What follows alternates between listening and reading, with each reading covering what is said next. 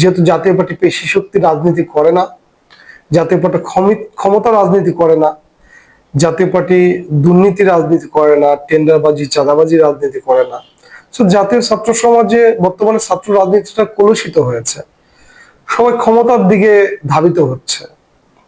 যেখানে জাতীয় ছাত্র সমাজ যেহেতু ক্ষমতা রাজনীতি করে না, সো বর্তমান প্রেক্ষাপটে ম্যাক্সিমাম ছাত্ররাই এদিকে আসছে না।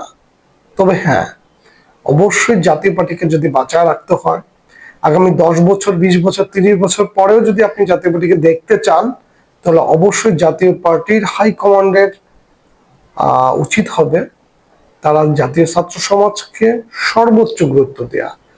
নির্বাচনমুখী রাজনীতির কথা এখন না ভাবা, নির্বাচন আরো 5 বছর পরে হয়তোবা, কিন্তু আগামী 5 বছর জাতীয় পার্টির বাঁচায় রাখার জন্য জাতীয় ছাত্র সমাজকে সর্বোচ্চ ইম্পর্টেন্স দিতে হবে, একদম তৃণমূল পর্যায় থেকে, ইউনিট থেকে শুরু করে ওয়ার্ড, ইউনিয়ন, উপজেলা, জেলা, বিভাগ এবং কেন্দ্র, সব দিকে।